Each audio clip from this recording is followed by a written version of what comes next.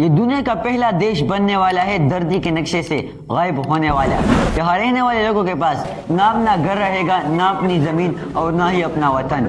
सरकार ने पूरे मुल्क की 3D स्कैनिंग शुरू कर दी है।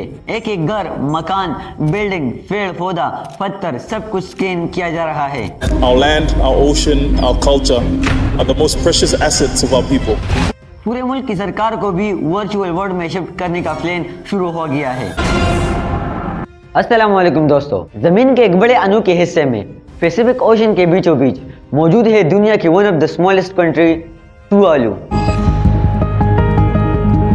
इसकी पॉपुलेशन सिर्फ 11,000 लोगों के आसपास है, लेकिन ये छोटा सा मुल्क तारीख में एक बेहद डरावनी मिसाल बनने जा रहा है।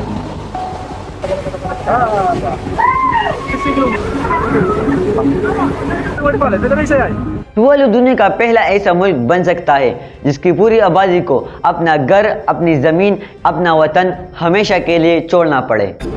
We are sinking, but so is everyone else. और इसके पीछे सीधे तौर पर सबसे बड़ी वजह है क्लाइमेट चेंज।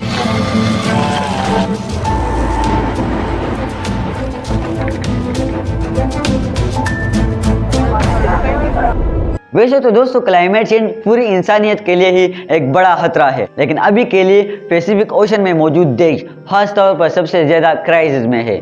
टुवालू में क्या हो रहा है, इसे समझने के लिए हमें इसकी लोकेशन और ज्योग्राफी को समझना जरूरी है।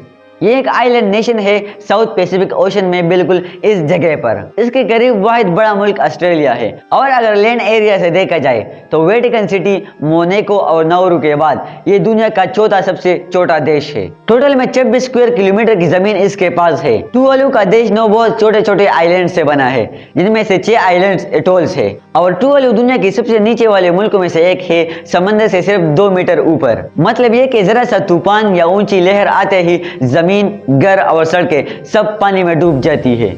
दोस्तों, पिछले 30 सालों में नासा के मुताबिक 1993 से 2023 के दरमियान टुवालू में समंदर की सतह 15 सेंटीमीटर बुलंद हुई है, जो कि ग्लोबल एवरेज से 1.5 गुना ज्यादा है। अंदाजा है कि 2050 तक ये सी लेवल मजीद 20-30 सेंटीमीटर बढ़ेगी और सन 2100 तक 1 मीटर तक बढ़ सकती है।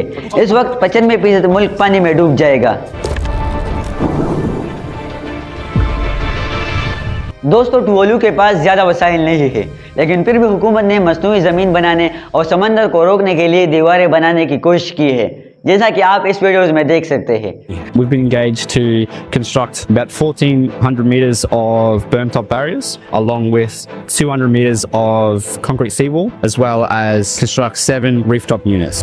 अभी तक तकरीबन 18-19 एकड़ जमीन बनाई जा चुकी है, लेकिन यह भी वक्त की हल है, क्योंकि देश गरीब है, इसलिए ज्यादातर इमदाद ऑस्ट्रेलिया, न्यूजीलैंड और बरतानिया जैसे ममालिक देते हैं। लेकिन फिर भी खतरा बहुत बड़ा है, इसलिए टुवालू की हुकूमत ने प्लान भी बनाया है, मुल्क छोड़ देना। ऑस्ट्रेलिया ने एक मुआहिदे के तहत हर साल 280 टुवालू शहरियों को मुंतकिल रहाइश देने पर रजामंदी जाहिर की है। इसे क्लाइमेट वीजा कहा जाता है, और अगले 40 साल में तकरीबन पूरा मुल्क खाली हो जाएगा। लेकिन टुवालू की हुकूमत चाहती है कि इनका मुल्क मुकम्मल तौर पर गायब ना हो, इसलिए उन्होंने आईन में तरमीम के वर्चुअल स्टेट कायम की है। पूरे मुल्क की 3D स्कैनिंग हो रही है ताकि घरों, दरख्तों और सकाफत को ऑनलाइन महफूज किया जा सके। यहाँ तक कि हुकूमत इंतखाबात, शादी रजिस्ट्रेशन और दीगर काम भी डिजिटल पासपोर्ट के जरिए करेगी। अभी तक 25 ममालिक ने इस वर्चुअल मुल्क को तस्लीम भी कर लिया है। क्लाइमेट चेंज का असल जिम्मेदार टुवालू नहीं है।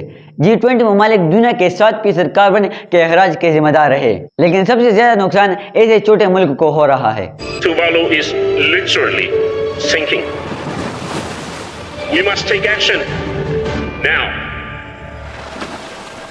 और टुवालू के वज़ीर-ए-आज़म ने कहा था कि अगर बड़े ममालिक कार्बन बढ़ाते रहे तो यह हमारे लिए मौत का परवाना है। To put it plainly, it is a death sentence if larger nations continue to increase their emission levels. टुवालू के बाद कई आवाज ज़ाहिर खतरे में है, जैसे नाउरू, किरिबाती और मार्शल आइलैंड्स। यहाँ तक कि बड़े शहरों जैसे मुंबई और ढाका में भी करोड़ों लोग मुतासिर हो सकते हैं। दुनिया की माईशत पर इस सालाना नुकसान करोड़ों डॉलर तक हो सकता है। इस सब से बचने का एक ही सोल्यूशन है, दुनिया के सभी देश, दुनिया के सभी लोग साथ में मिलकर फाइट करें क्लाइमेट चेंज के खिलाफ।